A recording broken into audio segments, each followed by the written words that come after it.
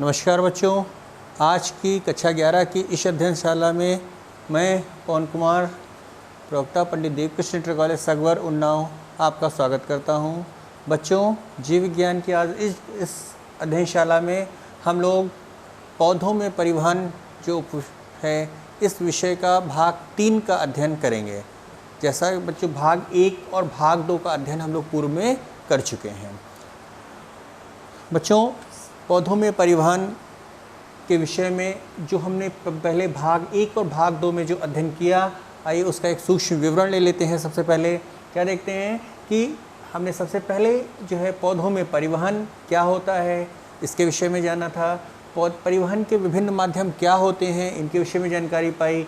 परिवहन के विभिन्न माध्यमों में विसरण, सुसाध्य विसरण तथा परासरण आदि के विषय में काफ़ी जानकारी इसमें प्राप्त हुई। इसके बाद हमने जो भाग 2 था उसमें जीव द्रव्य कुंचन, विकुंचन, पौधों में जल का अवशोषण कैसे होता है, उसकी जो एपोप्लास्ट व सिम्प्लास्ट पथ किस प्रकार से कार्य करते हैं उसके विषय में जानकारी पाई। जल अवशोषण की क्रियाविधि अर्थात जल अवशोषण, पौधों की जड़ों के द्वारा जल अवशोषण किस प्रकार से किया जाता है इसके विषय में विस्तृत अध्ययन किया गया। सक्रिय और निष्क्रिय अवशोषण किस प्रकार से होता है ये भी हम लोगों ने अध्ययन किया था। अवशोषण को प्रभावित करने वाले कारक भी हम लोगों ने जाने थे। इसी के साथ साथ हमने इसमें गृह कार्य भी दिए थे। आशा है आप लोगों ने वो गृह कार्य आप लोगों ने कर लिए होंगे।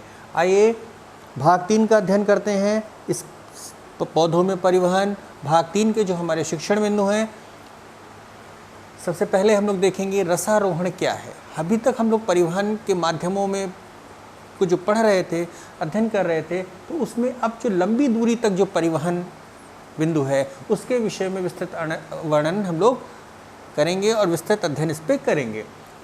रसारोहण क्या होता है, रसारोहण की क्रियाविधि क्या है, इसके विषय में जैववाद मत, मूल दाब मत और भौतिकवाद मत जो दिए गए हैं इनके विषय में जानकारी पाएंगे। वाष्पोत्सर्जन क्या है, वाष्पोत्सर्जन कितने प्रकार का होता है, रंध्र की रचना किस प्रकार से होती है, पौधों में रंध्र किस प्रकार से खुलते और बंद होते हैं इनके विषय में भी जानकारी पाएंगे। मांसल पौधों में रंध्र किस प्रकार के हैं और वो कैसे खुलते हैं उसके विषय में जानकारी पाएंगे। वाष्पोत्सर्जन का महत्व क्या होता है पौधों के जीवन पर, इसका भी अध्ययन करेंगे। और फिर अंत में हम लोग बिंदु स्राव का अध्ययन करेंगे और उसके पश्चात गृह कार्य आपके लिए होगा। तो आइए शुरू करते हैं। सबसे पहले रसारोहण। बच्चों, जैसा हम लोग जिस अध्याय का अध्ययन कर रहे हैं उस अध्याय का नाम ही है पौधों में परिवहन। परिवहन का मतलब पौधों में जल और खनिज पदार्थों का किस प्रकार से जो परिवहन होता है उसके विषय में जानकारी हम लोग पा रहे हैं। हम लोगों ने पिछले अध्यायों में अध्ययन कर चुके हैं जो कि छोटी दूरी तक परिवहन के विषय में जाना था। आज हम लंबी दूरी तक पौधों में जो लंबे लंबे पौधे होते हैं उस लंबी दूरी तक पौधों में जल या खनिज पदार्थों का परिवहन किस प्रकार से होता है इसके विषय में इस भाग में हम लोग जानकारी पाते हैं। हम लोग देखते हैं कि इसमें जो पहला बिंदु है हमारा रसारोहण। जड़ों द्वारा अवशोषित जल का तने में गुरुत्वाकर्षण के विपरीत ऊपर चढ़ने की क्रिया को रसारोहण कहा जाता है। क्या मतलब हुआ कि जब जाइलम के द्वारा या पौधे के रंभ तंत्र के द्वारा जो जल होता है जड़ों के द्वारा जो अवशोषित किया जाता है, जब वो तने के माध्यम से ऊपर की ओर चढ़ता है, पत्तियों तक पहुंचता है, तो इस गुरुत्वाकर्षण के विपरीत चढ़ता है। तो इस गुरुत्वाकर्षण के विपरीत चलने की प्रक्रिया को, परिवहन की क्रिया को हम लोग रसारोहण के नाम से जानते हैं। रसारोहण की क्रिया तने में उपस्थित जाइलम, वाहिकाओं और वाहिनिकाओं के द्वारा संपन्न होती है। रसारोहण को समझने हेतु यहाँ पर कुछ प्रयोग किए गए हैं। देखिए, आपको पहले चित्र में यहाँ पर एक चित्र आपको दिखाया गया है और हमें कैसे पता चलेगा कि जाइलम के द्वारा जो है रसारोहण होता है। इसके लिए एक प्रयोग किया गया कि एक पौधे को, जो हमारा एक कनाडा बासम पौधा है, इसको क्या करते हैं कि इसकी को एक इयोसिन के घोल में, इयोसिन एक लाल रंग की हमारी डाई होती है, पदार्थ होता है, उस लाल रंग के घोल में इस पौधे को हम रखते हैं। क्या देखते हैं कि कुछ समय के पश्चात जो पौधे की पत्तियां हैं और पौधे का जो तने का ऊपरी भाग है उसमें उस लाल रंग की जो हमें कुछ बिंदु दिखाई देते हैं, कुछ जो स्ट्रिप्स होती, पट्टियां होती हैं, वो हल्के लाल रंग की दिखाई देने लगती हैं, जैसा कि यहाँ चित्र पे दिखाने का प्रयास किया गया है। ये प्रदर्शित कर, ये इससे पता चलता है कि जो जिस विलेन में हमने पौधे को रखा वो विलेन जो है गुरुत्वाकर्षण के विपरीत ऊपर की ओर चढ़ रहा है, यही रसारोहण कहलाता है। दूसरा प्रयोग इसमें हम आपको बताते हैं, एक स्टीफन हेल्स नामक वैज्ञानिक ने एक रिंगिंग एक्सपेरिमेंट किया, वलयीकरण प्रयोग जिसको कहते हैं। उस वलयीकरण प्रयोग में पूर्व कक्षाओं में हमने इस प्रयोग का अध्ययन किया है। संक्षिप्त में हम इसको आपको बता देते हैं कि वलयीकरण प्रयोग आप लोग घर पे भी कर सकते हो। आप एक पौधे को लो और पौधे के जो किनारे की छाल होती है उसको, पौधे को गमले में लगा पौधा हो, उसके आप किनारे की जो छाल होती है उसको धीरे से काट के हटा दीजिए। उसके जो बीज का मध्य भाग है, जो संवहन वाला भाग, इसके पौधे में जो संवहन का भाग होता है वो मध्य भाग होता है, बिल्कुल बीच में होता है, उसको बचा रहने दीजिए और किनारे के सभी ऊतकों को जो उसके काट के हटा दीजिए। आप देखेंगे कि पौधे की जो पत्तियां होती हैं, पौधा जो है स्वस्थ बना रहता है। अर्थात जो उसके किनारे के काटने से पौधों में जल के संवहन पर या खनिज पदार्थों के संवहन पर कोई प्रभाव नहीं पड़ा है। इसी को वलयीकरण प्रयोग कहा जाता है। मतलब अर्थात तने में काट कर वलय रूप बनाकर तने में वलय का निर्माण करके रसारोहण को समझने के लिए किया गया प्रयोग वलयीकरण प्रयोग कहलाता है, जो कि स्टीफन हेल्स ने किया था। इसको आप लोग घर में एक बार करके जरूर देखिएगा। बच्चों, अब हम लोग अध्ययन करते हैं रसारोहण की क्रियाविधि। रसारोहण की परिभाषा हम लोग जान गए, क्या है रसारोहण। अब ये रसारोहण होता कैसा है, कैसे है, इसके विषय में जानकारी प्राप्त करते हैं। रसारोहण की क्रियाविधि को समझाने के लिए कई विचारधाराएं दी गई हैं। नंबर 1 जैववाद, वाइटल थ्योरीज। नंबर 2 भौतिकवाद, फिजिकल थ्योरीज। तथा तीसरी है आपकी मूल दाब मत या रूट प्रेशर थ्योरी। पहली थ्योरी की बात करते हैं, जैववाद, जिसको वाइटल थ्योरी कहते हैं। क्या है? इस सिद्धांत में बताया गया कि जो पौधे में है वो जल का जो गमन होता है, ऊपर की ओर जो गमन होता है, वो जाइलम की जीवित कोशिकाओं के कारण होता है। इस सिद्धांत को, जैववाद को स्पष्ट करने के लिए कई वैज्ञानिकों द्वारा अलग अलग सिद्धांत प्रस्तुत किए गए।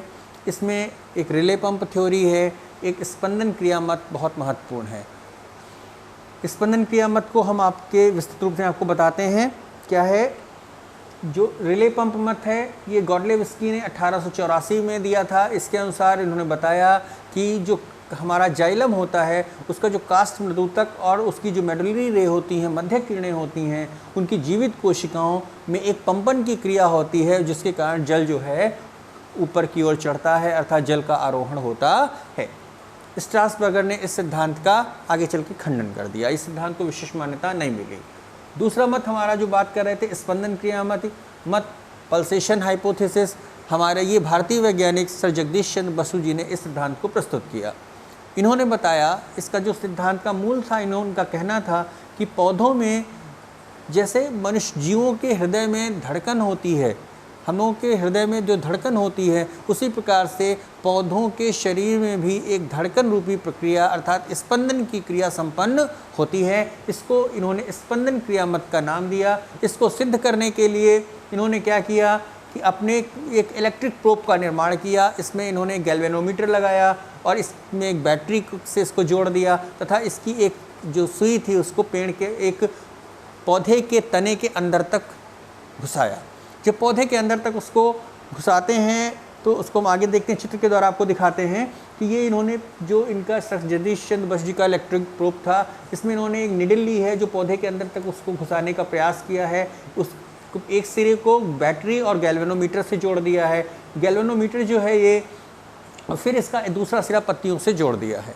पत्तियों से जोड़ने के बाद जब इस सुई को ये पौधे के तने के अंदर तक घुसाते हैं, प्रवेश कराते हैं, तो इस गैल्वेनोमीटर में गति होती है, अर्थात इसमें एक स्पंदन की क्रिया होती है। और इसी को जगदीश चंद्र बोस ने स्पंदन का नाम दिया। अर्थात गैल्वेनोमीटर में जो दोलन होता है उसी को उन्होंने स्पंदन का नाम दिया। महत्वपूर्ण सिद्धांत है, हालांकि ये भी आगे चलकर मान्य नहीं हुआ। इसके बाद कुछ भौतिक शक्तिवाद संबंधित थ्योरी आई, फिजिकल फोर्स थ्योरीज आई। इसमें एक इसी से संबंधित मत है मूल दाब मत। मूल दाब मत में रसारोहण की क्रिया को बताया गया कि यह मूल दाब के कारण होती है, किंतु कोशिका के अंदर मूल दाब 1 एटमॉस्फेयर से 2 एटमॉस्फेयर के बीच में ही होता है और इतने वायुमंडलीय दाब में, इतने एटमॉस्फेयर प्रेशर में केवल 20 मीटर तक ही जो जल या खनिज पदार्थों का ऊपर की ओर संवहन किया जा सकता है। 20 मीटर से ऊंचे पौधों में संवहन किस प्रकार से होगा, इसको बताने में ये थ्योरी सफल नहीं हुई और इसीलिए इस दाब को भी आगे चलकर अमान्य करार दिया गया। एक थ्योरी आई अंत अवशोषणवाद। इस मत में भी बताया गया, इसको उंगर ने और सेचेस नामक वैज्ञानिक ने प्रस्तुत किया था। इन्होंने बताया कि तने में जो जल का आरोहण होता है अर्थात रसारोहण है, वो जाइलम वाहिकाओं की भित्ति में अंतः अवशोषण के कारण होता है। अब अंतः अवशोषण के द्वारा कितनी दूर तक जल ऊपर चढ़ जाएगा और वो कितनी धीमी प्रक्रिया होगी, इस बात का शायद उन्होंने अंदाज़ा नहीं लगाया था और यही कुछ ऐसे कारण थे जिसके कारण ये सिद्धांत भी मान्य नहीं हुआ। केशिका बलवत्त कैपिलरी फोर्स थ्योरी आई। इसमें वोहम नामक वैज्ञानिक ने 1809 में बताया कि जल का जो आरोहण है वो जाइलम वाहिकाओं में कैपिलरी एक्शन अर्थात केशिकात्व बल के कारण होता है। अर्थात केशिकात्व को आप लोग समझ सकते हैं कि किसी महीन सुई के अंदर जल का आरोहण, महीन पतली पतली नलिकाओं के रूप में जल का आरोहण होता है, जो उसकी जो महीन नलिका होती है उसकी भित्तियों से और द्रव के बीच में जो बल उत्पन्न होता है उसको केशिकात्व कहते हैं और उसके कारण जो ऊपर की ओर प्रवाह होता है। तो ये केशिकात्व बल भी, इसके द्वारा भी बहुत ऊंचाई तक संवहन संभव नहीं था। इसके बाद डिक्सन और जॉली नामक वैज्ञानिक ने वाष्पोत्सर्जनाकर्षण ट्रांसपिरेशन पुल थ्योरी को प्रस्तुत किया। इसे डिक्सन और जॉली का ससंजनवाद सिद्धांत भी कहते हैं। बहुत महत्वपूर्ण सिद्धांत है। इस मत के अनुसार जब पत्तियों में वाष्पोत्सर्जन की क्रिया होती है तो पत्तियों की पर्णमध्योतक कोशिकाओं में से जाइलम कोशिक वाहिकाओं के बीच में एक तनाव उत्पन्न हो जाता है। अर्थात पत्तियों से लेके जब वाष्पोत्सर्जन होता है तो जब जल वाष्पित होता है तो उस वाष्पन के कारण पत्तियों से लेकर तने की जो जाइलम वाहिकाएं होती हैं उनके बीच में एक तनाव उत्पन्न होता है। यह तनाव जाइलम वाहिकाओं से जड़ों की जाइलम वाहिकाओं तक पहुंच जाता है। अर्थात पहले पत्ती की जाइल से संबंधित शीर्ष भाग पर यह तनाव उत्पन्न होता है, पर धीरे धीरे ये जो तनाव होता है ये खिंचाव के रूप में परिवर्तित हो जाता है और ऊपरी भाग से, शीर्ष भाग से लेकर यह तनाव जड़ों की अंतिम कोशिका तक अर्थात जड़ में पाई जाने वाली जाइलम की अंतिम कोशिका तक ये खिंचाव पहुंच जाता है। इस खिंचाव को ही वाष्पोत्सर्जनाकर्षण कहते हैं, ट्रांसपिरेशन पुल थ्योरी कहते हैं। अर्थात वाष्पोत्सर्जन के कारण जल के अणुओं का नीचे से ऊपर की ओर खींचना, यही होता है वाष्पोत्सर्जनाकर्षण। इसमें क्या होता है, जल के अणु जो होते हैं, इसमें बताया गया कि हाइड्रोजन बंधों के कारण जो होता है एक दूसरे की ओर बंधे रहते हैं। आप जानते हैं, आपने पढ़ा भी है कि जो जल के अणु होते हैं ये आपस में बहुत क्लोजली बॉन्डेड होते हैं, बहुत समीप एक दूसरे से बंधे रहते हैं। समान अणुओं के बीच में जब कोई परस्पर आकर्षण बल पाया जाता है इसको हम लोग ससंजन बल के नाम से जानते हैं, और जब विपरीत अणुओं के बीच में परस्पर आकर्षण होता है इसको आसंजन कहा जाता है।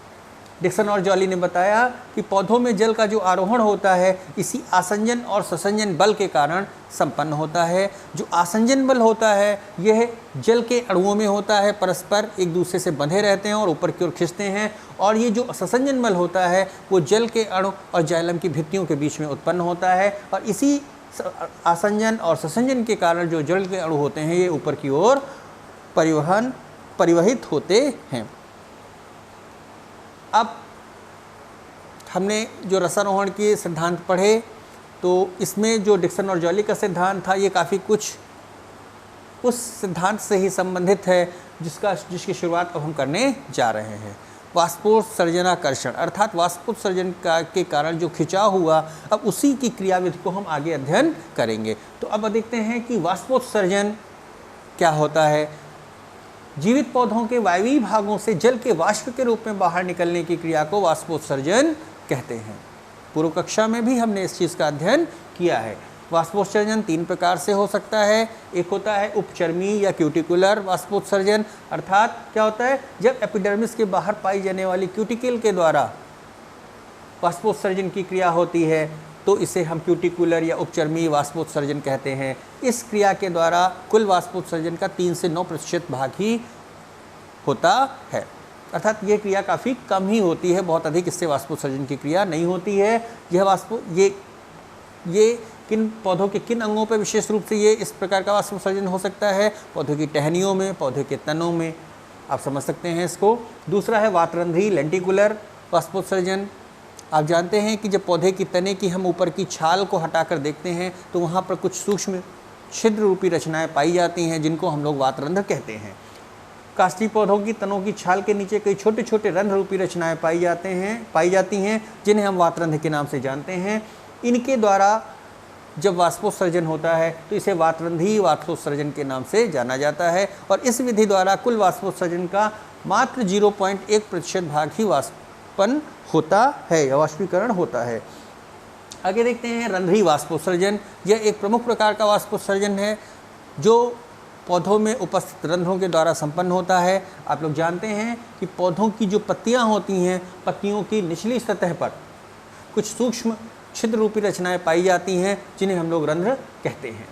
पौधों में जो कुल वाष्पोत्सर्जन होता है उसका 90 से 95% भाग उसका जो वाष्पोत्सर्जन का है वो पौधों में पाए जाने वाले रंध्रों के द्वारा ही संपन्न होता है।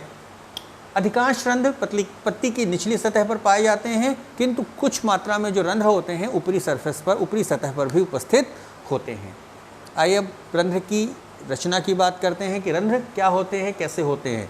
जैसा आप लोग नाम से ही जान रहे हैं कि रंध्र का मतलब है कुछ सूक्ष्म छिद्र रूपी रचनाएं। ये सूक्ष्म छिद्र रूपी रचनाएं हैं जो कि पत्ती की बाह्य त्वचा पर पाए जाते हैं। प्रत्येक रंध्र लगभग 10 से 40 माइक्रोन लंबा हो सकता है और 3 से 10 माइक्रोन चौड़ा हो सकता है। प्रत्येक छिद्र, जिसको हम स्टोमा के नाम से भी कहते हैं, जो 2 वृक्क या किडनी के समान रचना वाली अर्धचंद्राकार कोशिकाओं से घिरा होता है, जिन्हें द्वार कोशिका या रक्षक कोशिका के नाम से जानते हैं। इसको हम आगे चित्र में दिखाएंगे। जैसे यहाँ पर चित्र में दिखाया भी गया है, ये जो बीच का भाग दिख रहा है इसको हम लोग स्टोमा कहते हैं, इसको रंध्र छिद्र कहते हैं। इसके बगल में दिखे 2 किडनी शेप या सेम के बीच के आकार की जो कोशिकाएं दिखाई पड़ रही हैं, इनको हम लोग क्या कहते हैं? द्वार कोशिकाएं कहते हैं। गार्ड सेल्स के नाम से जानते हैं। रक्षक कोशिकाएं भी इनको कहा जाता है। और इसकी चारों तरफ जो कोशिकाएं पाई जा रही हैं, डार्क ग्रीन कलर की, डार्क हरे कलर की दिखाई दे रही हैं, इनको हम लोग इसकी सहायक कोशिकाएं या सब्सिडरी सेल्स के नाम से भी जानते हैं। स्टोमा व गार्ड सेल से मिलकर जो ये स्टोमा के साथ में जब ये गार्ड से ये रक्षक कोशिका, इन दोनों के मिलकर जो रचना बनती है उसको हम रंध्र कहते हैं, उसी को रंध्र कहा जाता है। द्वार कोशिका, इसकी जो अंतःभित्ति होती है, जो यहाँ पर ये दिखाई दे रही है, इसको हम अंतःभित्ति कहेंगे, और इसकी ये जो इस तरफ दिखाई दे रही है इसको बाह्यभित्ति कहते हैं। तो जो इसकी अंतःभित्ति होती है काफ़ी मोटी होती है किंतु और कठोर भी होती है, और जो बाह्यभित्ति होती है काफ़ी लचीली होती है और मुलायम भी होती है इसका, और काफ़ी महीन होती है। प्रत्येक इस कोशिका के अंदर एक हरितलवक पाया जाता है, इसमें जीवद्रव्य होता है, और एक केंद्रक हो सकता है, केंद्रक भी पाया जाता है। रक्षक कोशिकाओं के चारों ओर जो कोशिकाएं पाई जाती हैं उन्हें हम सहायक कोशिकाओं के नाम से जानते हैं। यहाँ पर जो रंध्र के 2 चित्र आपको दिखाए जा रहे हैं, इसमें ये एक खुला रंध्र है और यहाँ पर जो रंध्र दिखाया जा रहा है वो बंद रंध्र है। जो बंद रंध्र में आप समझ सकते हैं कि ये ब्लैक काले कलर की जो पट्टी से लेकर इस पीले कलर के बीच में कितना मोटा भाग है, जो इस हमारी जो कोशिका है, जो द्वार कोशिका है, उसका अंतः मोटा भाग है, और ये इसके बाहर का अंतः महीन, जो बाहर का बाह्य महीन भाग है। रंध्रों के खुलने और बंद होने की क्रियाविधि। ये बच्चों, रंध्र खुलते और बंद होते कैसे हैं इसके विषय में देखते हैं। रंध्रों के खुलने और बंद होने की क्रिया द्वार कोशिकाओं के स्फीति दशा और स्लस्त दशा होने पर निर्भर करती है। जब द्वार कोशिका स्फीति दशा में होती है तो रंध्र के छिद्र तनाव के कारण खुल जाते हैं, और जब द्वार कोशिका स्वस्थ अवस्था या ढीली दिशा में होती है तो रंध्र के छिद्र बंद हो जाते हैं। द्वार कोशिका की जो स्फीति दाब की जो अवस्था होता है, उसमें जो परिवर्तन होता है, उसकी परासरण दाब में परिवर्तन के कारण संपन्न होता है। और द्वार कोशिकाओं में जब अंतःपरासरण हो जाता है तो द्वार कोशिकाएं स्फीति होती हैं और रंध्र खुल जाते हैं। और जब रंध्र खुल जाते हैं तो उसमें भरा हुआ जल वाष्पित हो जाता है, जिसके कारण उसके अंदर परासरण दाब कम हो जाता है, फलस्वरूप बहिपरासरण हो जाता है और जल द्वार कोशिकाओं से बाहर निकल जाता है। परिणाम स्वरूप श्लस्त अवस्था आ जाती है और धीरे धीरे रंध्र बंद हो जाते हैं। अब बच्चों, यहाँ पे एक प्रश्न उठता है कि ये जो द्वार कोशिकाओं की स्फीति दशा में परिवर्तन क्यों हो जाता है। हमने ये तो बता दिया कि जब स्फीति दशा होगी तो रंध्र बंद हो जाएगा। जब श्लथ अवस्था होगी तो रंध्र, स्फीति अवस्था में रंध्र जो है खुल जाता है और जो श्लथ अवस्था होती है वहाँ पर रंध्र बंद हो जाता है। तो ये हमने देख लिया है, पर किंतु ये इसमें जो द्वार कोशिकाएं हैं इसकी स्फीति दशा में परिवर्तन क्यों होता है, ये एक प्रश्न उठता है। इस पर हम देखते हैं स्फीति दशा का जो संबंध होता है कोशिका के परासरण दाब में परिवर्तन होने से होता है। इसको स्पष्ट करने के लिए विभिन्न वैज्ञानिकों द्वारा कई मत प्रस्तुत किए गए हैं, जिसमें से कुछ मत आपसे बात करते हैं। नंबर 1 है स्टार्च शर्करा परिवर्तन मत। इसको सेरे नामक वैज्ञानिक ने 1926 में प्रस्तुत किया। इन्होंने बताया था कि जब कोशिका के पीएच में परिवर्तन होता है तो रंध्र खुलते और बंद होते हैं। दिन में पीएच बढ़कर 7 या 7 से अधिक हो जाता है, जिसके फलस्वरूप कोशिका में स्टार्च की मात्रा कम हो जाती है और शर्करा की मात्रा बढ़ जाती है, जिसके कारण जो द्वार कोशिकाएं हैं स्फीति हो जाती हैं और स्फीति अवस्था में आने से रंध्र खुल जाते हैं। किंतु रात में जो पीएच का मान है वो 5 से कम हो जाता है, जिससे शर्करा का जो मंड में परिवर्तन है वो हो जाता है और द्वार कोशिकाएं श्लथ हो जाती हैं तथा रंध्र बंद हो जाते हैं। इसमें इस चित्र में इसी पीएच परिवर्तन को दिखाया गया है। यहाँ पर दिखाया गया है कि जब फोटो प्रकाश संश्लेषण की क्रिया हुई, लाइव उपस्थित प्रकाश की उपस्थित में कार्बन डाइऑक्साइड का कंसंट्रेशन कम होता रहे और पीएच बढ़ता रहता है। क्या होता है, स्टार्च जो है शुगर में परिवर्तित हो जाता है, फिर उसका जो परासरण दाब बढ़ता है, अंतः परासरण होता है, स्फीति दाब में वृद्धि होती है, परिणाम स्वरूप जो रंध्र होता है खुल जाता है, दिखाया गया है।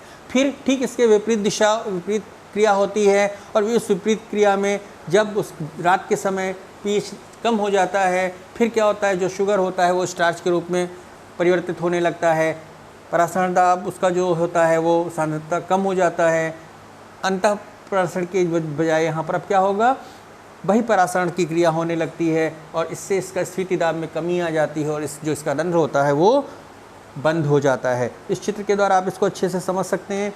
इसके बाद दूसरा मत है स्टार्च ग्लूकोज परिवर्तन मत। स्टीवर्ड ने इसको 1964 में प्रस्तुत किया। इन्होंने बताया कि रंध्र तब तक नहीं खुलते जब तक कि स्टार्च के जल अपघटन से ग्लूकोज एक 1-फॉस्फेट एवं का जो है वो ग्लूकोज और अकार्बनिक फॉस्फेट में नहीं बदल जाता। कहने का मतलब क्या है कि जब स्टार्च का जल अपघटन होता है तो ग्लूकोज 1-फॉस्फेट बनता है और फिर ग्लूकोज 1-फॉस्फेट जो होता है ग्लूकोज और अकार्बनिक फॉस्फेट में परिवर्तित होता है। जब तक इतनी क्रियाएं नहीं हो जाती हैं तब तक कि जो है ये नहीं होता है, ये जो अब रंध्र जो के खुलने और बंद होने की क्रिया नहीं होती है। इन्होंने रंध्रों के खुलने के लिए बताया कि देखिए यहाँ पर दिखाया गया है स्टार्च किस प्रकार से ग्लूकोज और अकार्बनिक फॉस्फेट में परिवर्तित हो गया तो रंध्र खुल गए। और जब रंध्र बंद होते हैं तो क्या होता है, ग्लूकोज जो होता है जब वहाँ पर स्टार्च और फॉस्फेट के रूप में उधर परिवर्तन दिखा रहे हैं तो रंध्र बंद हो जाते हैं। इस वाष्पोत्सर्जन का जो सबसे प्रामाणिक मत है वो है सक्रिय पोटेशियम स्थानांतरण क्रियाविधि मत।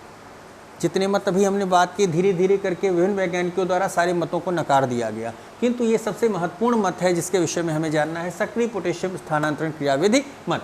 यह मत फूजिनो नामक वैज्ञानिक ने 1959-67 में दिया।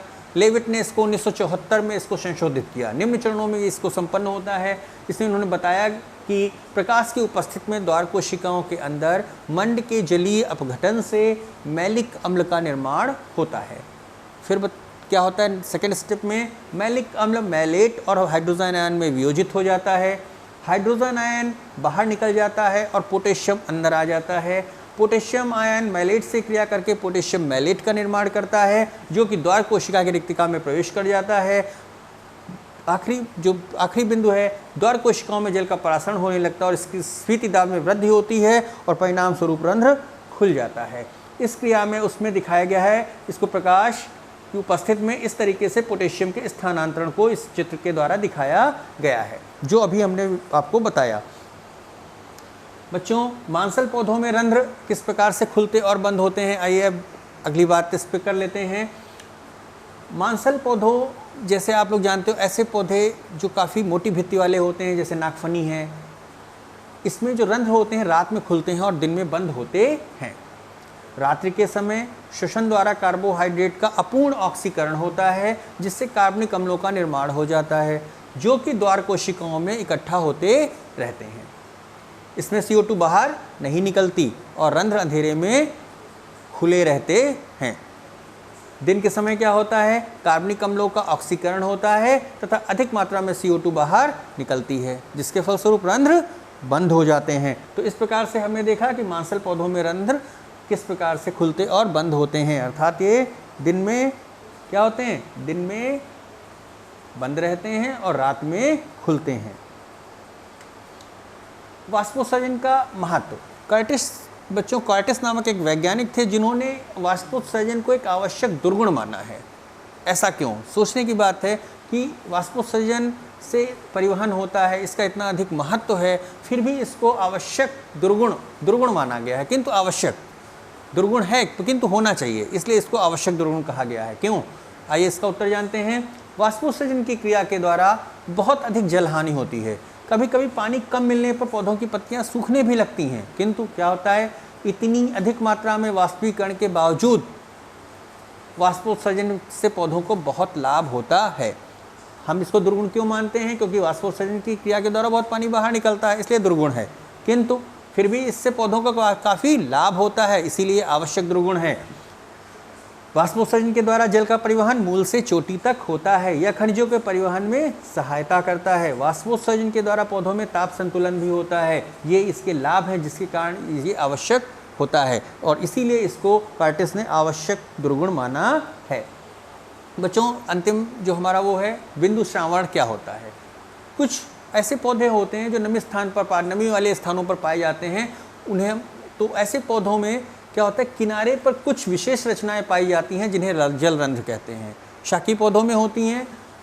इन जलरंध्रों के द्वारा जल का छोटी छोटी बूंदों के रूप में जो बाहर निकलने की क्रिया होती है, इसको बिंदु स्राव कहते हैं। बिंदु के रूप में जल का बाहर निकलने की क्रिया होती किसके द्वारा है? जलरंध्रों के द्वारा। इनको जलरंध्रों को हाइड्रोथ्रोट्स भी कहा जाता है। यह दिन और रात दोनों में हो सकता है, जैसे घास, टमाटर, धनिया, आलू, बैंगन आदि पौधों में पाया जाता है।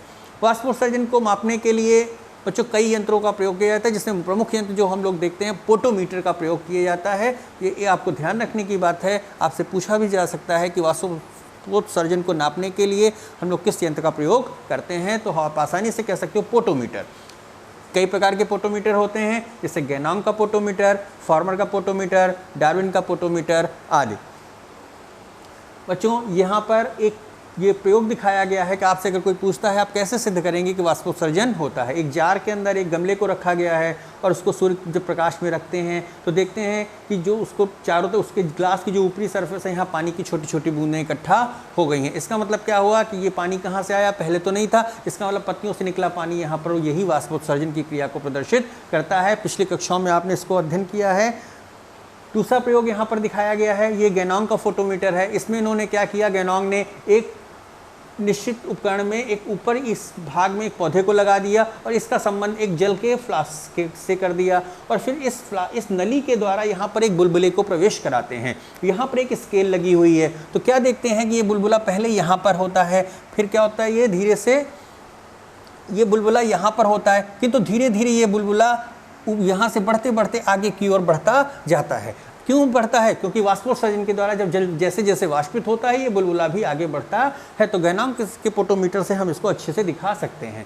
बच्चों, इस प्रकार हमने आज जल का जो परिवहन है इसका भाग 3 पूरा किया और हमें आशा है आपने इससे काफ़ी कुछ सीखा होगा। अब आज का गृह कार्य देख लेते हैं। बच्चों, आपको पहले प्रश्न के रूप में डिक्सन और जॉली के ससंजनवाद पर एक टिप्पणी लिखनी है। दूसरा प्रश्न जो हमारा है, वाष्पोत्सर्जन और बिंदु स्राव में क्या अंतर होता है, इसके विषय में आपको बताना होगा। उस तत्व का नाम बताइए जो रंध्रों के खुलने और बंद होने में प्रमुख रूप से भाग लेता है। जानते हैं आप लोग, पोटेशियम है, इसके बारे में लिखिएगा। नंबर 4 पे है, रंध्रों के खुलने और बंद होने की क्रियाविधि का वर्णन अपने शब्दों में संक्षिप्त रूप से करिए। और अंतिम प्रश्न हमारा होगा नंबर 5 जो है, यदि किसी पौधे की पत्तियों पर मोम लगाकर रंध्रों को बंद कर दिया जाए तो वाष्पोत्सर्जन की क्रिया पर क्या प्रभाव होगा। इसका आप लोग सोच करके उत्तर दीजिएगा। इसका प्रयोगात्मक परीक्षण भी आप लोग कर सकते हैं और परीक्षण करके इसको अपनी पुस्तिका में लिख सकते हैं। बच्चों, इस प्रकार से हमारा पौधों में परिवहन भाग 1, भाग 2 और भाग 3 यहाँ पर पूरे होते हैं। आशा है आपने इससे काफ़ी लाभ पाया होगा। धन्यवाद।